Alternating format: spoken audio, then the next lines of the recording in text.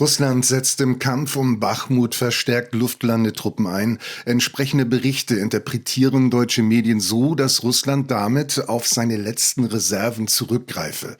Was sagen Sie zu dieser Interpretation? Weswegen setzt Russland bei Bachmut nun auf seine Luftlandetruppen? Russia is deploying more airborne forces in the battle for Bakhmut.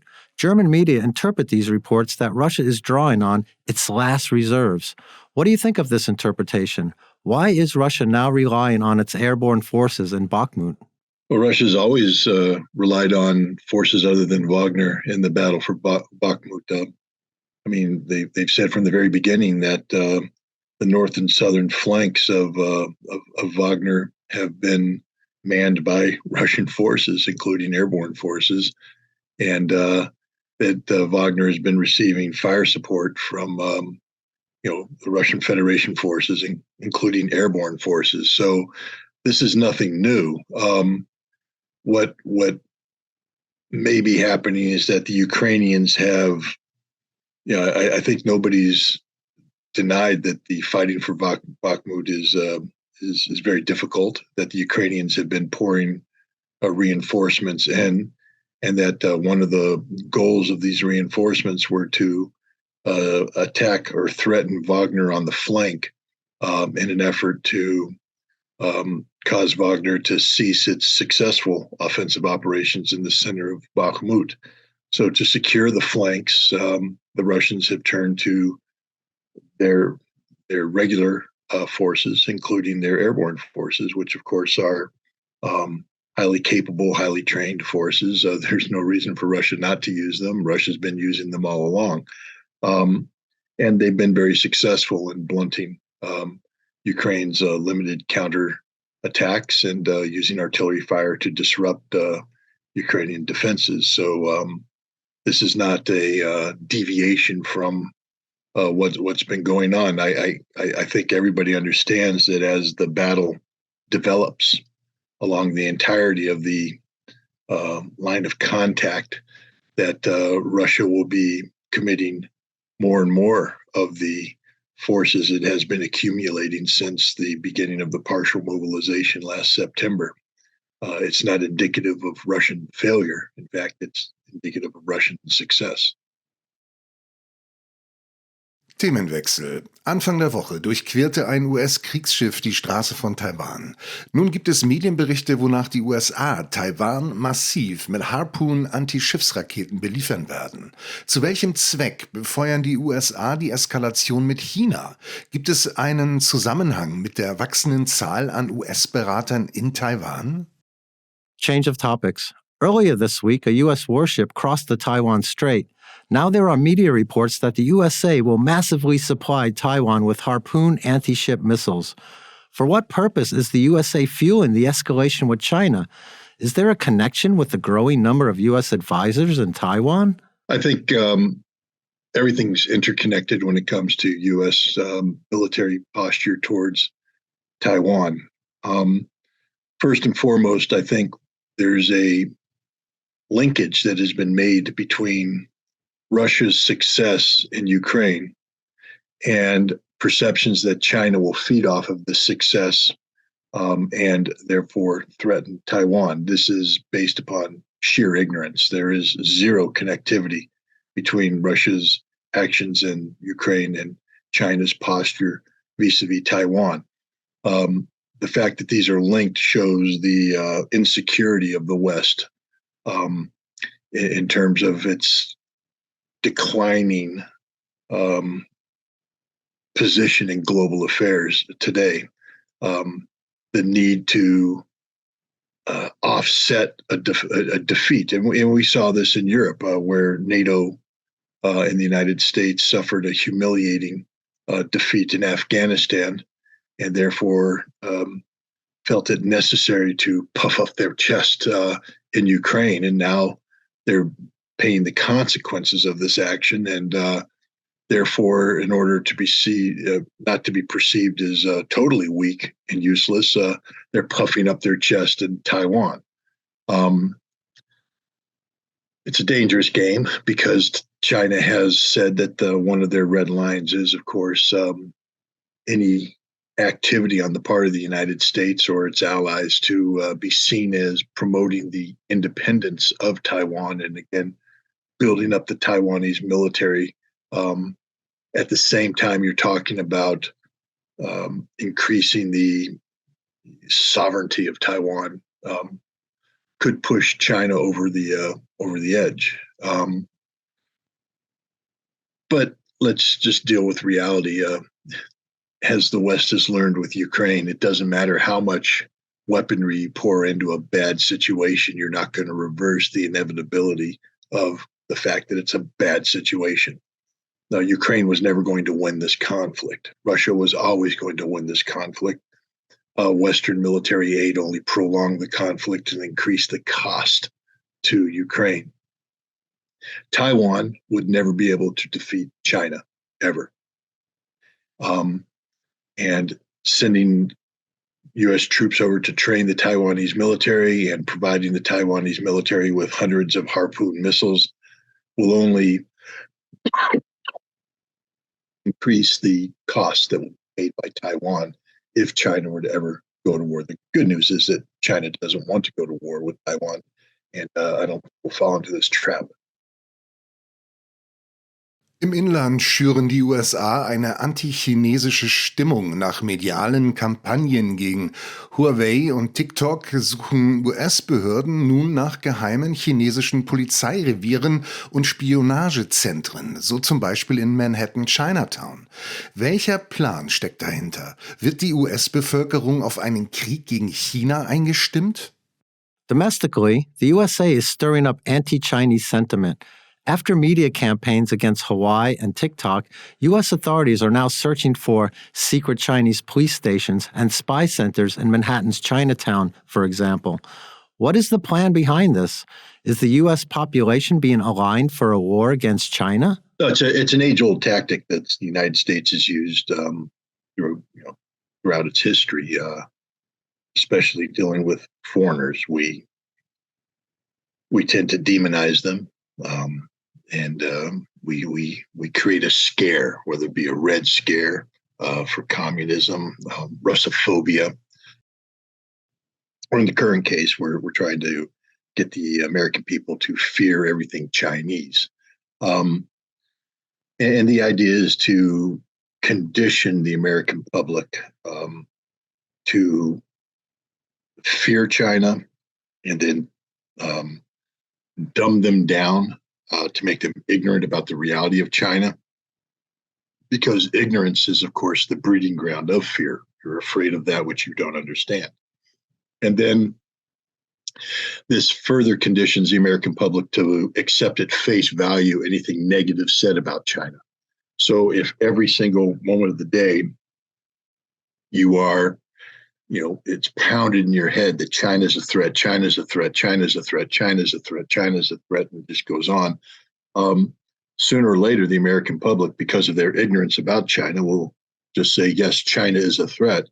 And that is a prerequisite for getting the people to go along with any potential conflict down the road.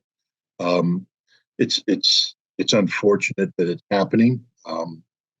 I can't speak to the veracity of the claims regarding, spy stations and things of that nature. I will say that the idea that the United States is innocent in these matters is absurd. I think every nation should know that the United States is the leader in aggressive intelligence collection activities around the world, especially against targets like China. And so oftentimes what happens is that we mirror image onto ourselves Chinese actions that actually reflect what we're doing in China. We live in a real world, and intelligence operations take place. I'm not going to pretend that China isn't undertaking intelligence collection operations. Yeah, they'd be fools if they weren't, given the threatening posture of the United States. It's in China's interest to know everything they can about the United States, as it's America's interest to protect itself from Chinese intrusion. So, there is this going on, but rational actors need to understand that you have to control this. because if it's allowed to spin out of control, you end up with a war. One of the main goals of intelligence collection is to gather information that allows policymakers to be informed about the true nature of relationships so that they can formulate sound policy. But if you allow the intelligence mechanisms instead to be hijacked by those who seek to create fear to generate support for a conflict, that's the antithesis of sound policy. War is not sound policy.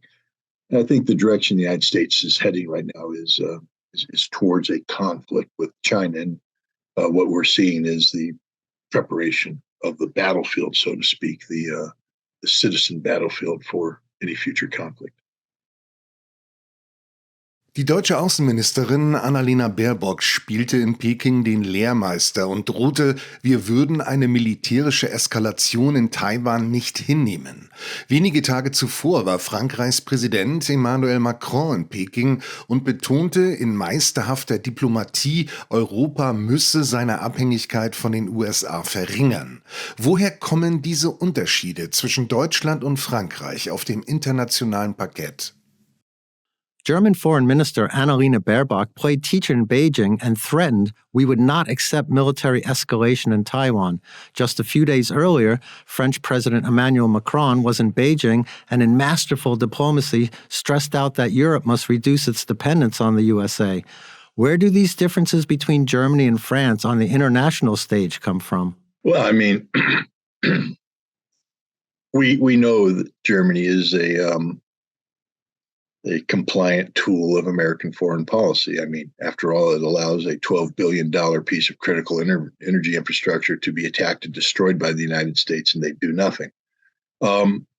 So it only follows that Germany would be the attack dog that the United States sends to China to try and clean up the mess made by Emmanuel Macron. You know, Macron is not perfect, but he has for some time now been articulating the need for European independence from the United States. He's been speaking about that for some time, since the end of the Obama administration, when Trump came in, and now continuing, because I think there is a growing reality that Europe is paying a heavy price for allowing itself to be sucked into conflicts that serve America's interests, but not European interests. And we see this in Ukraine, a growing recognition of the debacle that Ukraine is. But Germany is unable to liberate itself from the imperial hand of America. And so your foreign minister goes to China and just proves how utterly irrelevant Germany is. I can't imagine Germany being. I mean, how is Germany planning on impacting a potential Chinese-Taiwanese conflict with its immense military? Is the German Navy going to sail there? The German Army going to suddenly drive across all of Europe and Asia and show up and threaten China? The massive German economy is shutting down as we speak. It's going to suddenly mobilize and undermine China's global presence. Germany's going to take control of global supply chains.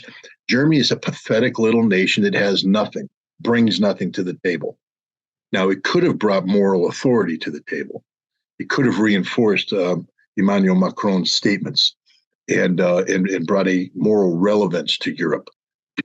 But that's not the role that Germany plays today. Germany is little more than America's attack poodle, than America's six on China. And one only has to look at how China is responding with indifference, because Germany doesn't matter.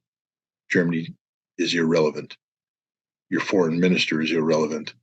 And unless Germany wakes up to the fact that its future must be defined by German interests, not American interests, it will be seen as little more than an extension of the United States. And given the fact that America's global posture is on the decline, that means Germany will go down the sinkhole with us. Schauen wir auf die US-Grenze zu Mexiko. Während US-Behörden neue Rekordzahlen an illegalen Einwanderern von Mexiko aus verzeichnen, fordern republikanische Hardliner rund um Ex-Präsident Donald Trump eine militärische Intervention in Mexiko, um dieses und auch das Problem des Drogenschmuggels in den Griff zu bekommen. Wie bewerten Sie das Vorhaben? Ist so ein Militäreinsatz eine realistische Option? Let's look at the U.S. border with Mexico. While U.S. authorities are reporting new record numbers of illegal immigrants from Mexico, Republican hardliners around former President Donald Trump are calling for military intervention in Mexico to get this and also the problem of drug smuggling under control. How do you evaluate this plan? Is such a military intervention a realistic option? Well, I mean, the one thing America has shown over the years is our propensity to invade other nations. So I don't think we can say that it's out of the question. It should be out of the question. The United States shouldn't be in the business of invading its neighbors, shouldn't be in the business of invading anybody. But the sad fact is the only thing America has left anymore is its military. We no longer have diplomatic clout. Our economic clout is faltering. So we're left with the military. That's all we can do is threaten people. Now, this doesn't diminish the fact that America has a crisis on its southern border. That crisis will only be exacerbated by military intervention, the chaos that will be accrued. If we think going into Mexico would be an easy task, we obviously haven't studied history. One only needs to take a look at America's previous military incursions into Mexico in the last century to understand that it's a quagmire from which we would never be able to fully extricate ourselves. The solution to the drug problem and the border problem is good policy and good diplomacy, with America being a good neighbor. The war on drugs has not worked. In fact, I think one can make case that the more the United States declares war on drugs, the more powerful the cartels in Mexico become. And the United States probably needs to look at alternative means of dealing with its drug problem that focus on not just supply, but demand. One of the easiest ways to reduce supply is to reduce demand or reduce the way that demand is done. Now, I'm not advocating a specific policy. I'm just saying that that's common sense. The important thing to note here is that war is not the answer. It's not even close to being the answer. And it should be the last thing. It shouldn't be on the table at all. That the United States should be seeking every possible option short of war to resolve this problem, which means that it's time that these Republican senators who are advocating conflict stop doing so and instead turn to the hard task of how do we change the way we interface with Mexico economically, diplomatically, so as to reduce the pressures on the border regarding immigration and reduce the power and influence of the cartels. Going to war with Mexico will only make these issues far worse, and will probably engender some very serious domestic problems here at home as well. We have a significant Mexican-American population, and I just can't believe that they will be indifferent to an American military invasion of their motherland and where family and relatives live. If you want to find a way to tear America apart, going into Mexico might be the way to do it. Mexikos Präsident Andrés Manuel López Obrador hat deutlich gemacht, sein Land sei keine US-Kolonie und werde sich einem unautorisierten Einsatz von US-Militär widersetzen. Außenpolitisch bewegt sich Mexiko unter López Obrador sukzessive von den USA weg und in Richtung BRICS. Verstecken sich hinter den militärischen Plänen der Republikaner geopolitische Interessen? Würden die USA einen Krieg mit Mexiko in Kauf nehmen? Mexico's President Andrés Manuel López Obrador has made it clear that his country is not a U.S. colony and will oppose any unauthorized deployment of U.S. military forces. In terms of foreign policy, Mexico, under López Obrador, is gradually moving away from the USA and toward the BRICS. Are geopolitical interests hidden behind the Republicans' military plans? Would the USA really start a war with Mexico for that?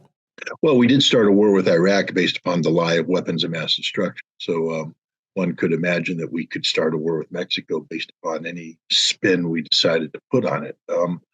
Again, it's a sad commentary that the United States chooses to go for the gun when there are other options out there. Ask yourself, why is Mexico gravitating away from us? Because you can't compel friendship. I mean, what kind of friend am I if I put a shotgun to your head and say, you must be my friend or I'll pull the trigger? The friendship is that you want to be my friend, that there's something attractive about our relationship that says, hey, that's something I want to continue, I want to sustain. The fact that Mexico is moving away says there's something repulsive about the United States. And I think the United States should look into why we're repulsing Mexico. And I think the answer is obvious, because we have been treating Mexico as a colony, as an adjunct of the American economy. We make certain assumptions about how Mexico will behave. We don't address some of the fundamental issues that impact Mexico, such as migration, such as drugs, such as energy. And we take the Mexican economy for granted in terms of our trade relations. And so at some point in time, the accumulated impact of all this bad policy is such that Mexico says that it's in their better interest to gravitate away from America than trying to repair relations with America. How can you repair relations with a nation that doesn't even give you the time of day? The United States has indicated that there's a problem with fentanyl coming over the border. And so the Mexicans sent their entire drug negotiating team to Washington, D.C. to have a meeting to discuss this. They were met with one individual who barely gave them the time of day. That means the United States isn't interested in the Mexican position. They only want to dictate the American position. They expect the Mexicans to accept that at face value. Mexico's tired of playing that game, so Mexico's walking away. The United States can ill afford to have Mexico walk away. There are a lot of consequences to that are undesirable, and so these Republican senators and congressmen, rather than saying, what is it about us that needs to change to make us more attractive to Mexico, to bring Mexico back?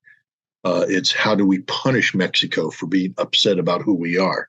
And that's only going to make the matters even worse. So, we'll see how it goes. America has a long and undignified history of interfering in the domestic political affairs of foreign countries. And it wouldn't surprise me to see that the CIA is busy in Mexico trying to replace its current leader with somebody who's more compliant. And that probably means that we're doing business with drug cartels and things of that nature, because that's what we do. We make allies where we need allies to achieve the result that we want. And so, ironically, at a time when we should be focused on how to weaken the drug cartels, we're probably going to be strengthening the drug cartels to rely upon them to undermine the existing political leadership in Mexico.